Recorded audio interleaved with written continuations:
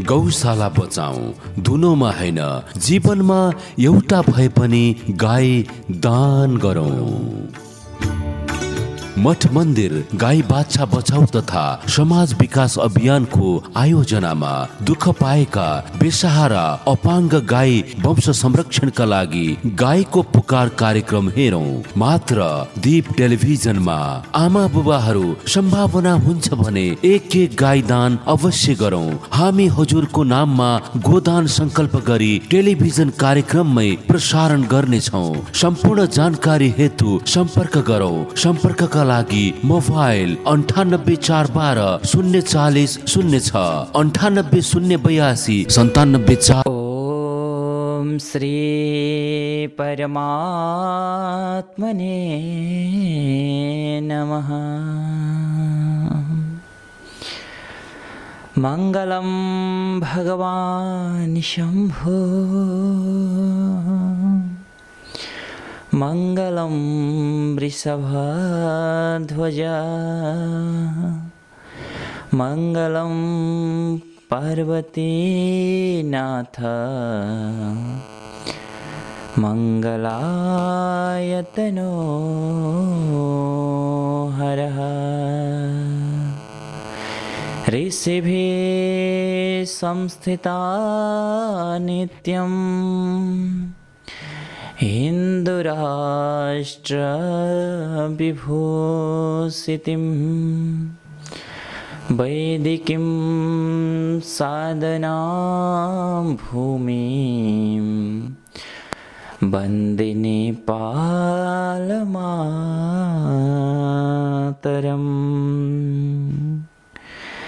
यया सर्वमिदं व्याप्तं जगत्स्थावरजङ्गमं तां धेनुं शिरसा वन्दे भूतभव्यस्य मातरम्। नमो दिव्यै महादेव्यै सुरभै च नमो नमः। गवां बीजस्वरूपायै नमस्ते जगदम्बिके। श्री सुरभै नमः। समादरणीय दर्शकवृन्द, भक्त भागवतवृन्द अनि गौप्रेमी सज्जनवृन्द, सदाका झैँ आज पनि हामी यो रात्रिकालीन क्षण 8:50बाट 9:20सम्मको समय, आधा घन्टाको समय उनै भूत भावन भोलेनाथ पशुपतिनाथ, उनै गुहेश्वरी आमा अनि उनै यही जगतकी जननी, यो जगतकी कल्याण प्रदायिनी, मोक्षदायिनी, सारा सुख प्रदायिनी गौ माताका श्री चरणबाट हजुरहरूका घर घरमा दीप टेलिभिजनका माध्यमद्वारा अनि व्यक्ति व्यक्तिका मोबाइल फोनमा युट्युब अनि फेसबुकका माध्यमद्वारा यो रात्रिकालीन क्षणमा आउने गरेको कार्यक्रम गाईको पुकार कार्यक्रमलाई लिएर उपस्थित भइ नै सकेका छौँ भने हजुरहरूलाई यो कार्यक्रमको बारेमा सायदै बुझिसक्नु भएको छ, सायदै जानिसक्नु भएको छ। हामी आउनुको मुख्य कारण भनेको आज समाजमा भएको एउटा नराम्रो घटना, नराम्रो स्थिति परिस्थिति, जसलाई हामीले प्रत्येक दिन हाम्रै आँखा अगाडि, हाम्रै घर छेउछाउमा, हाम्रै समुदायमा, हाम्रै परिवारमै पनि घटिरहेको छ यो घटना कि आज जो सर्वपूजनीय, सर्ववन्दनीय अनि सर्व सामर्थ्यवान ती गौमाता अनि साक्षात् भोले बाबाका वाहन नन्देश्वर र ती विभिन्न धार्मिक आस्था बोकेका पशु प्राणीहरू त भइहाले र अन्य पशु प्राणीहरूमा साना साना जीवहरू जो आज बाटामा भौतारिन बाध्य बनेका छन्, बाटामा आज आफ्नो बोली छैन, बोल्न सक्दैनन् नि। आज बोल्न नसक्ने प्राणीहरूलाई आज त्यो दयनीय अवस्थाबाट हामीले सेवा संरक्षण गरेर आज मानव सर्वसामर्थ्यवान भनेर यो संसारमा विचरण गरिरहेको छ। मानवमा सम्पूर्ण योग्यताले भरिपूर्ण बनाएर भगवानले पठाउनु भएको छ मानवलाई। आज बुद्धि, विवेक, अर्काको मनस्थितिलाई बुझ्न सक्ने सामर्थ्य, दया, यी विभिन्न सेवा गर्न सक्ने सामर्थ्य एउटा योग्य पात्र बनाएर पठाउनु भएको मानवलाई। र मानवलाई किन पठाउनु भएको त भन्दाखेरि मानवलाई यसरी मैले सम्पूर्ण कुराहरूलाई दिएर पठाएँ भने त्यो मानव धरतीमा जन्म लिएर आउँछ। जन्म लिएर आइसकेपछि सारा प्राणी जगतको रक्षा गर्छ, सारा प्राणी जगतको संरक्षण सेवा गर्छ भनेर आज भगवानले पठाउनु भएको हामी मानवलाई। तर आज मानव के भइदियो? सम्पूर्ण कुराहरूको सदुपयोग त गर्छ, तर के का लागि भन्दा आफ्नै लागि मात्रै। आज अर्काको लागि जिएको छैन मानव। आज केवल मै जम्मा गरौँ, मै खाउँ, मेरै राम्रो होस्, बस यसैमा मानवको जीवन अगाडि बढिरहेको छ भने के हामी मानवको के आफ्नै लागि मात्रै खान, आफ्नै लागि जिउनलाई मात्रै मानव भएर जन्मेका हौँ र? होइन नि। आज यसरी आफ्नै लागि मात्रै त सामान्य पशुले पनि गरेको हुन्छ। के भन्छ त शास्त्रले भन्दाखेरि आहार निन्द्रा भयमै तुनम छ।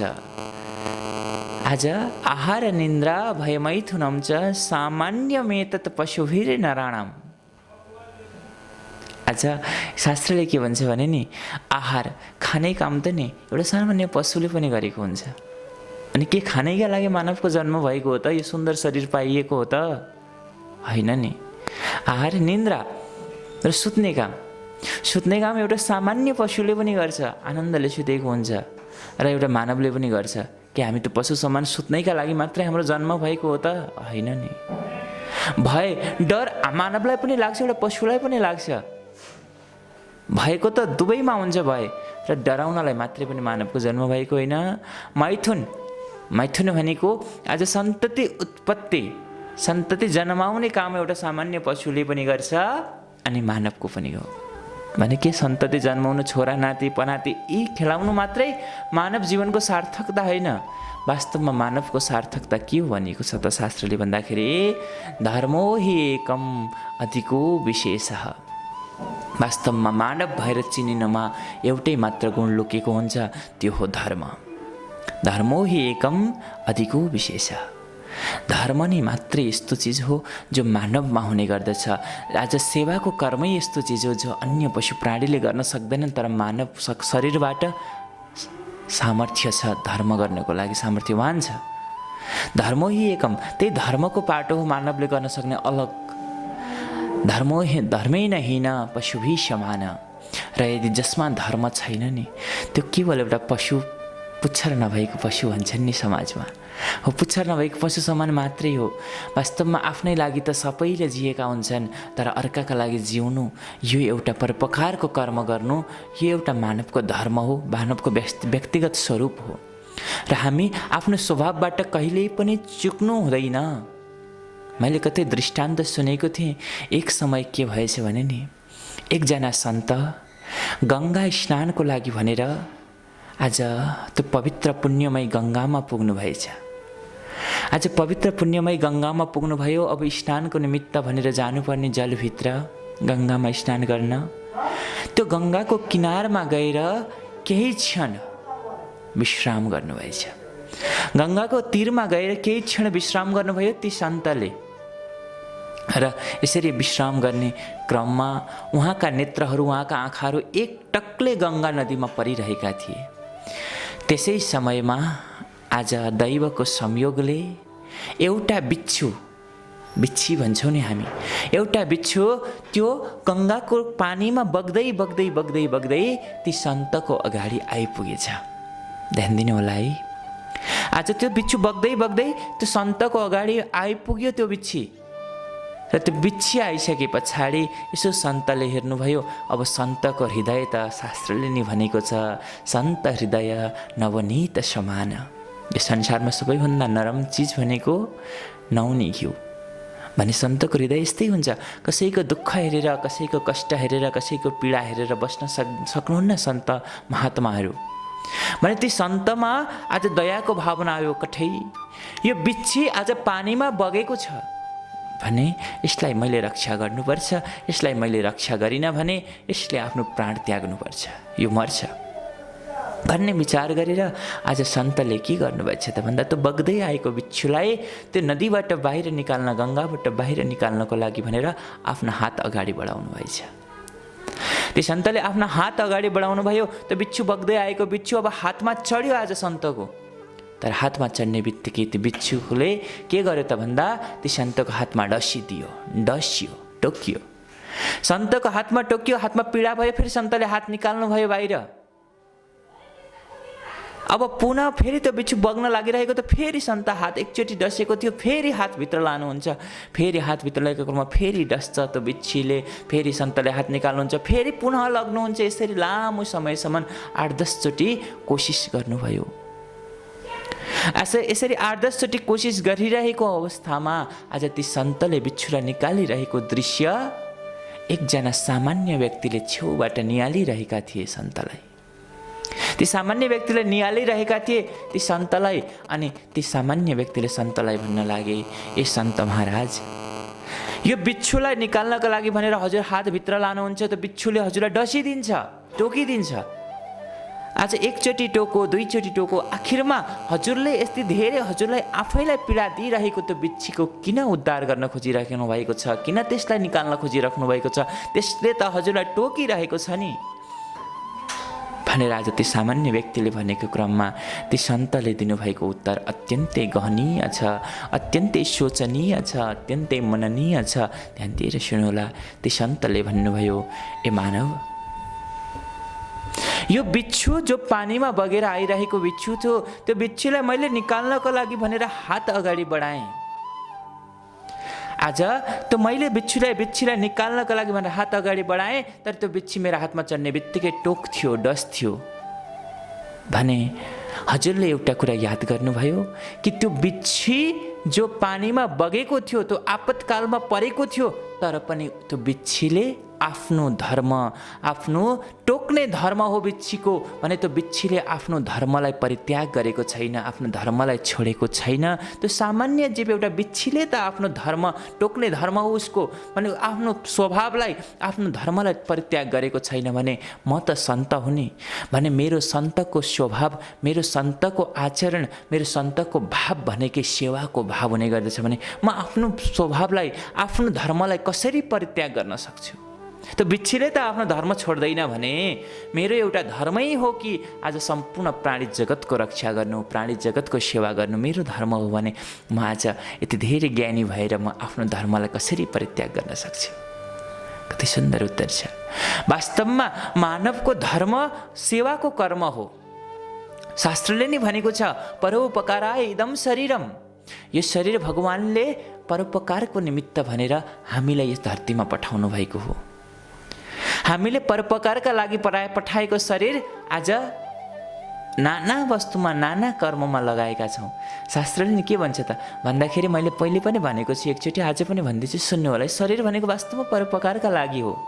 के भन्छ त भन्दाखेरि विद्या सुन्न भनेर कान बनिए, के गर्नु ती कुण्डल, दानै गर्न भनेर हात बनिए, बाला भिरी के फला। जिब्रो पढ्न र मन्त्र जप्न बनियो, न स्वादका खातिर, यो शरीर उपकार गर्न बनियो, श्रृङ्गारमा के छ र। वास्तवमा यो शरीर उपकार गर्न बनियो, श्रृङ्गारमा के छ र। यो शरीर भगवानले यति दिव्य बनाएर, यति हामीलाई सर्वसामर्थ्यवान बनाएर पठाउनु भएको व्यक्तिगत स्वार्थ परिपूर्तिका लागि मात्रै होइन है। आज विद्या सुन्न भनेर कान बनिए, यी कानहरू विद्या सुन्नका लागि भनेर बनिएका हुन्। यी 14-15 ठाउँमा छेडेर नाना प्रकारका कुण्डल झुन्डाउनका लागि बनाइदिनु भएको होइन। त्यो कानलाई भारी बोझ बोकाउनका लागि बनाइदिनु भएको होइन। सुन्दर सुन्दर कुराहरूलाई सुन्ने, सुन्दर प्रवचनलाई सुन्ने, सुन्दर गौका महिमा, सारा भूत प्राणी जगतको महिमाका बारेमा सुन्ने अनि आफ्ना कर्महरूलाई धर्ममय बनाउने, प्रेममय बनाउने, भक्तिमय बनाउने, आज सत्कर्ममय बनाउने साधन हो कान। ती के गर्नु ती कुण्डल, दानै गर्न भनेर हात बनिए, बाला भिरी के फला। ती नाना प्रकारका थोरै हो। आमाहरूको आज श्रृङ्गारको एउटा साधन हो चुरा, तर त्यो निश्चित रूपमा श्रृङ्गारको साधन हो, तर तलदेखि माथिसम्म भिरेर आज त्यो केवल बाला झुन्डाउनका लागि मात्रै भगवानले हात बनाइदिनु भएको होइन। हात भनेको जहाँ आवश्यक छ, भोकालाई खाना दिनको लागि सजिलो होस् न, आज नाङ्गालाई लाउन दिनको लागि सजिलो होस् न, सेवाका कर्महरू गर्न सजिलो होस् न भनेर भगवानले सुन्दर हात बनाएर हामीलाई पठाउनु भएको यस धरातलमा। दानै गर्न भनेर हात बनिए बाला भिरी के फल, अनि जिब्रो पढ्न र मन्त्र जप्न बनियो, सुन्दर कुराहरू गर्न बनियो, न स्वादका खातिर। आज केवल यो हाम्रो जिब्रो स्वादका लागि मात्रै भगवानले बनाइदिनु भएको होइन है। स्वादै जिब्रो बनाउनु हुँदैन।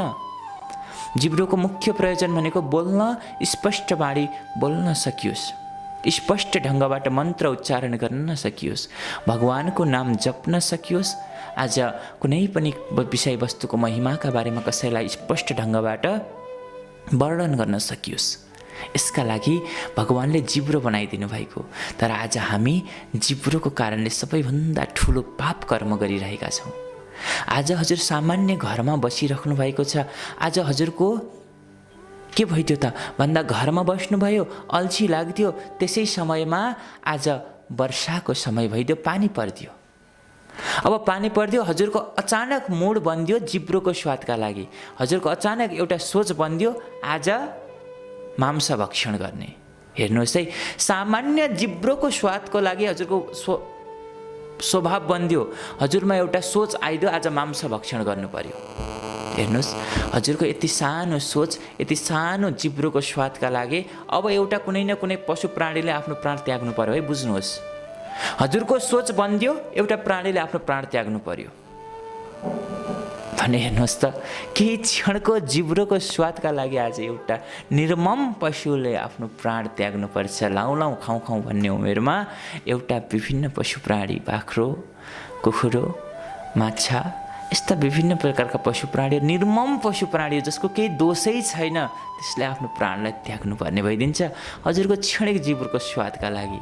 केवल यो जिब्रो स्वादका लागि मात्रै होइन है सज्जन, मैले त बार बार भन्ने गरेको छु, वास्तवमा हजुरलाई जेसुकै लाग्ला मैले एकैचोटिमा त छोड्नुहोस् भनेर भन्न सक्दिनँ होला सायद नै, तर पनि यदि मनले मान्छ भने अवश्य मेबेसेरी हामीले गाईको पुकार कार्यक्रमलाई हेरिरहँदाखेरि, सारा भूतप्राणी जगतको महत्त्वलाई बुझिरहँदाखेरि यो हामीले बोलेका वचनहरूलाई त्यो आफ्ना मुखमा स्वादका निमित्त, त्यो क्षणिक स्वादका लागि लगेको अवस्थामा हामीले एकचोटि विचार गर्ने गरौँ, कठै त्यो बिचरा पशु प्राणीको के नै पो गल्ती थियो होला र के नै पो दोष थियो होला र, त्यो केवल बाख्राको पाठो भएर जन्मिनु उसको दोष होइन कि आज आमाका गर्भबाट जन्मिएको 1-2 वर्ष पछाडि आयु त 20 वर्षको हो नि, तर 1.5-2 वर्षको राम्ररी हुन पाउँदैन। आज व्यक्तिले स्वादका लागि खाइदिन्छ।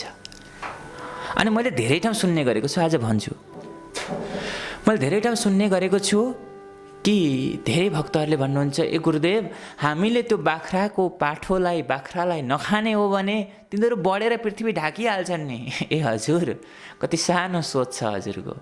के हजुरले त्यो खाना छोड्ने हो भने आज पृथ्वी ढाक्छन् र? के हजुरले नखान छोडेका ती हात्तीले पृथ्वी ढाकेका छन्? के हजुरले खाना छोडेका ती गैँडाले पृथ्वी ढाकेका छन्? के हजुरले खाना छोडेका ती बाघहरूले पृथ्वीलाई ढाकेका छन्?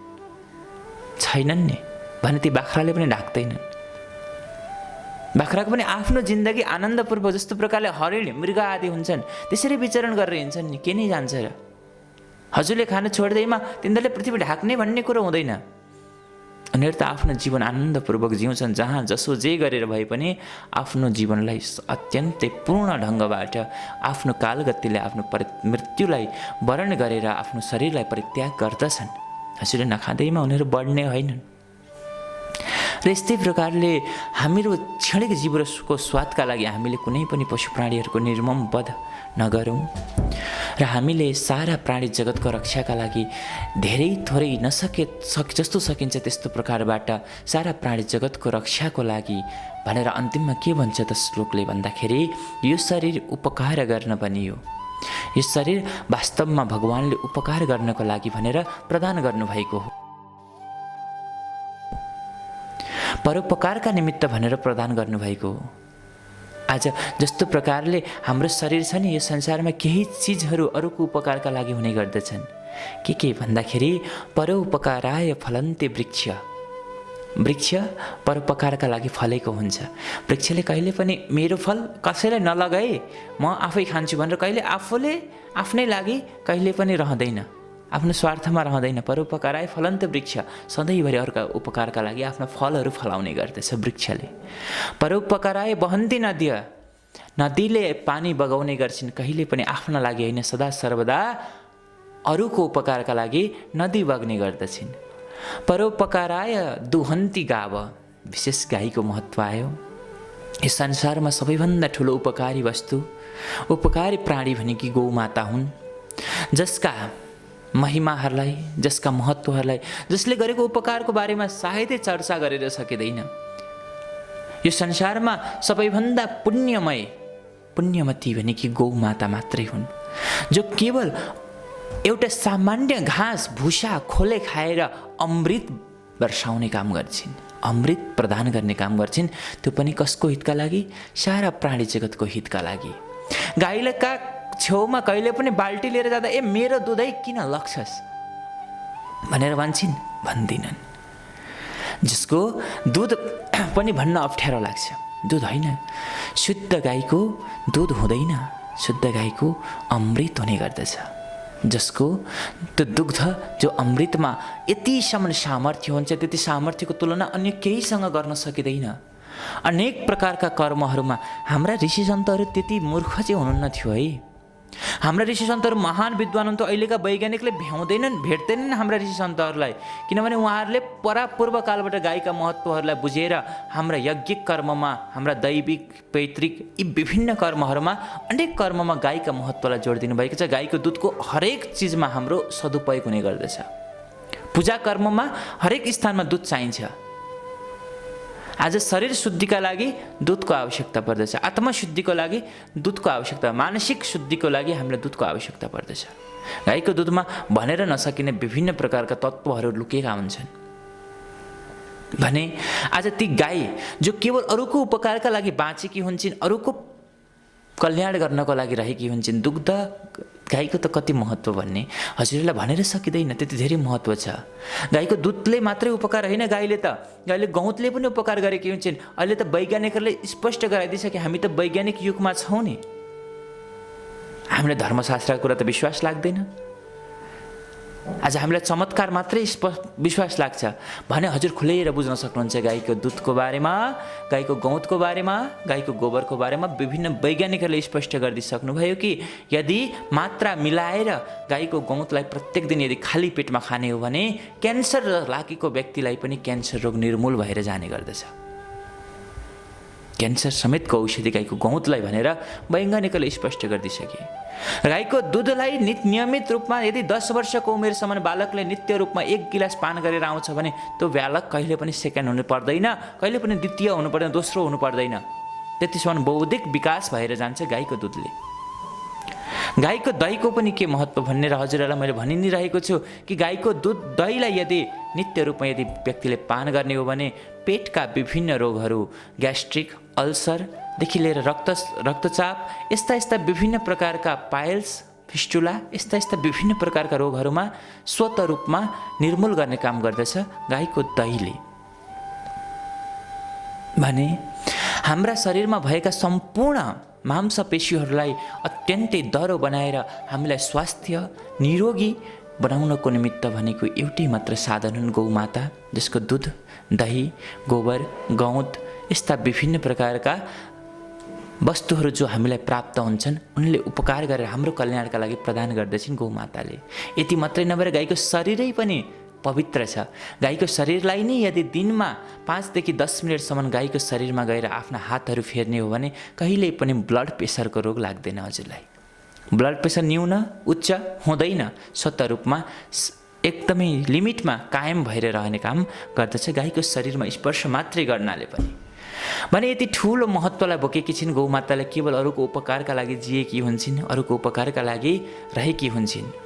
भने यो शरीर पनि त्यस्तै हो, हाम्रो शरीर पनि परोपकाराय मिदम शरीरम, र हाम्रो शरीर पनि उपकारकै लागि भनेर भगवान्ले दिनुभएको, अरूको उपकार गर्नको लागि भने आजका दिनमा मानव हामी स्वार्थी बनेका छौँ, स्वार्थमुखी भएर आज हामी नाना प्रकारका कर्महरू आफ्नै व्यक्तिगतका लागि गरिरहेका छौँ। भने अब समय आएको छ कि आज यति ठुलो महत्त्वलाई बोकेकी गौमाता, ती भूत प्राणीहरू, प्राणी जगतको मानवले त अर्कासँग मागेर आफ्नो दुःख पीडा देखाएर लाउन सक्छ, खान सक्छ, तर ती बोल्न नसक्ने प्राणीहरू जो आज सडकका पेटीमा भौतारिन बाध्य भनेका छन्, आज सडकका पेटीमा भौतारी रहँदाखेरि प्रसाद भइदिन्छ, आकाशबाट पानी पर्दा भिजेर लुत्रुक्क भएर लुक कामिरहेका हुन्छन्। आज आकाशबाट धेरै घाम लागेको, धेरै ताप भएको अवस्थामा त्यो शरीर तपाउन बाध्य बनेका छन्। त्यस्ती गौमाता, नन्दीश्वर र अन्य सम्पूर्ण भूत प्राणी आजको दिनमा बाटामा छन् भने तिनीहरूको संरक्षणका लागि स्थापना भएको संस्था मठ मन्दिर गाई बाछा बचाउ तथा समाज विकास अभियान नामको संस्था, जसले सडकलाई नै पशु प्राणी रहित बनाउने महान सङ्कल्पलाई लिएर अगाडि बढेको छ। जसका संस्थापक अध्यक्षज्यू आर्यविनय उपाने गोपालज्यू, जसको महान ध्येय, महान उद्देश्यलाई साथ दिनका लागि हामी त एकजुट बनिसकेका छौँ, हामीले संस्थालाई धेरै अगाडि बढाएर लिएर आइसकेका छौँ भने अझै पनि हजुर पनि चाहनुहुन्छ भने यो शरीर एक दिन नासिएर जाने हो, एक दिन भगवानको धाम जानु छ, एक दिन मरेर जानु छ भने जीवितै रहँदा यो शरीरको मुख्य कर्म, मुख्य धर्म भनेको अरूको उपकार हो भने आउनुहोस् हामी सबै एकजुट बनेर सडकलाई आज पशु प्राणी रहित बनाऊ। त्यो दुःख पाएकी गौमाता, दुःख पाएका नन्दीश्वर, दुःख पाएका भूत प्राणीहरूलाई यहाँ ल्याएर अझै भन्नुपर्दा हामीले सारा देशभरि नै यस्ता संस्थाहरू जहाँ दुःख पाएका पशु प्राणीले सहारा पाउन् भन्ने उद्देश्यका साथमा हामीले खोल्ने विचार गरेका छौँ भने आउनुहोस्, जोडिनुहोस्। हामीसँग आजीवन सदस्य भएर पनि हजुर जोडिन सक्नुभयो, अक्षय कोषको दाता भएर पनि जोडिन सक्नुभयो। धेरै छैन, आज सामान्य घरमा केही कार्यक्रम गर्दा पनि हाम्रा विभिन्न पैसाहरू खर्च हुन्छन् भने हामीले जम्मा 5100 रुपियाँ राखेका छौँ, 5100 रुपियाँ आजीवन सदस्यताको लागि भने यसरी हजुर आजीवन सदस्य भइसके पछाडि दिनको 10 रुपियाँ 20 रुपियाँ जति सकिन्छ त्यति गाईका लागि छुट्याइदिनुहोस् हामीले बिन्ती गरेका छौँ भने अक्षय कोषको लागि 25,555 रुपियाँ रहेको छ भने अक्षय कोषको दाता बनेर पनि हजुरहरू हामीसँग जोडिन सक्नुहुनेछ।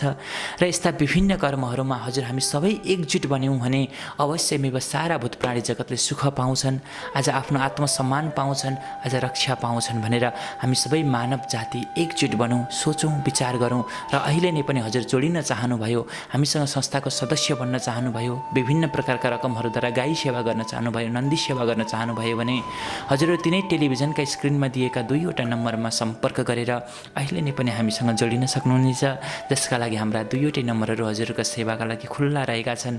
भन्दै आजको यो रात्रिकालीन क्षण समय जहिले पनि यस्तै छोटै हुने गर्दछ भने आजको यो कार्यक्रम प्रस्तुता पण्डित यमनाथ दाहाल पनि ओझेल पर्न चाहन्छु।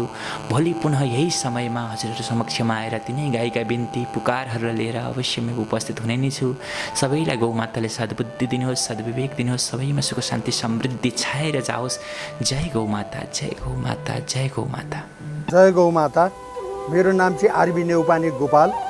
पृथ्वी सबैको साझा हो, सबैले बाँच्न पाउनुपर्छ भन्ने हाम्रो अभियान हो। अहिले मठ मन्दिर गाई बाछा बचाउ तथा समाज विकास अभियान भनेर हामीले सडकका गाई बाछा दुःख पाएका सृष्टिकर्ता गौमाता शिवका वाहन नन्दीलाई हामीले संरक्षण गर्ने अभियानमा हामी लागिपरेका छौँ। र आज पृथ्वी साझा हो नि, होइन र? आज मानिसले तेरो मेरो गरायो। आज यति दुःख लाग्दो कुरा छ। आज पृथ्वी त सबैको साझा थियो, तर मानिस उच्च कोटिको प्राणी भएर पनि मान्छेले अरू प्राणीलाई माया गर्न छाडे। थोरै मान्छे मात्र होइदिनु हो माया गर्ने। आज सृष्टिकर्ता गौमाता शिवका वाहन नन्दी, यो विश्वको गुरुदेश, यो देवभूमि, यो चाहिँ तपोभूमि, ऋषिभूमिमा आज गौमाता र नन्दीले साह्रै दुःख पाउनु भएको छ। उहाँहरूको पुकार लिएर यहाँहरू माझ आइराखेको छु। देश विदेशमा रहनुहुने गौप्रेमी सबै जीवलाई माया गरिदिने व्यक्तित्वमा मेरो विनम्र अनुरोध के छ भने पृथ्वी सबैको साझा हो। आज गर्भदेखि मृत्युसम्म गाईको गहुँत गोबर दुध नभई हाम्रो कर्म नचल्ने। आज यो विश्वको गुरुदेशमा गाईले दुःख पाउने हाम्री नेपाल आमा रोइराख्नु भएको छ। जबसम्म यो देशमा गाईले सुख पाउनुहुन्न, जबसम्म गाई र नन्दीको क्षमा पूजा गरेर यिनीहरूको व्यवस्थापन हुँदैन, नेपाल आमा रोइराख्ने छिन् र नेपालले दुःख पाइराख्नेछ। जबसम्म नेतृत्वलाई बारम्बार हामीले अनुरोध गरेका छौँ। आज राष्ट्रिय निकुञ्ज छ, जङ्गलको जनावर पन्छीहरू बास बस्ने ठाउँ छ।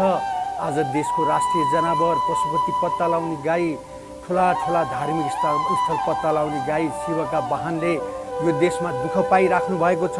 यहाँहरूलाई मैले बारम्बार कति अनुरोध गरिराखेको छु, हेर्नुहोस्, कमसेकम दया गरिदिनुहोस्, यिनीहरूलाई कसरी बचाउन सकिन्छ, यिनीहरूलाई बचाउँ, हाम्रो सदस्य बनिदिनुहोस्, कमसेकम दिनमा 1 कप चिया भए पनि छुट्याउनुहोस्, आधा कप चिया भए पनि छुट्याउनुहोस्। आज कसरी हुन्छ, गौमातालाई बचाउँ, गौमाता बाँच्यो भने, नन्दी बाँच्यो भने बल्ल हाम्रो संस्कार बाँच्नेछ। आज हाम्रो परम्परालाई हामीले बिर्सिसक्यौँ, यसरी नबिर्सिदिउँ भन्न चाहन्छु। हेर्नु त, हामी वर्षको एकचोटि गाईलाई होस्, नन्दीलाई होस्, खोजी खोजी 3 किलोमिटर टाढा गएर हामी पूजा गर्छौँ। आज यिनै गौमातालाई 1 वर्षमा 1 दिन पूजा गरेपछि पुग्दैन, भोलिपल्टदेखि हामी यिनलाई भाटा हान्छौँ। सानो जन्मिने बित्तिकै नन्दीलाई हामी लगेर सडकमा अप्ठ्यारो ठाउँमा लगेर छाडिदिन्छौँ। यस्तो महापाप नगरिदिनु होला। गाई पालकहरूलाई त मैले बारम्बार अनुरोध गरेको छु, हेर्नुहोस्, बाँच्न पाउने अधिकार नखोजिदिनुहोस्। आज उच्च कोटिको प्राणीको तपाईँले चाहिँ पदवी लिनुभएको छ, उच्च कोटिकै पदवी लिएर मानवता देखाइदिनुहोस् भन्न चाहन्छु। आज दुःखलाग्दो कुरा, आज सडकमा मोटरले खिचेर, कुकुरले टोकेर, घाइते भएर मृत्युको मुखमा पुगेका छन् गाई बाछाहरू। कोही भिडबाट लिएर गएर लडाइदिएर, हामीले अस्ति मात्र पनौतीबाट ढाड भाँचेको एउटा बाछा उद्धार गरेर लिएर आएछौँ।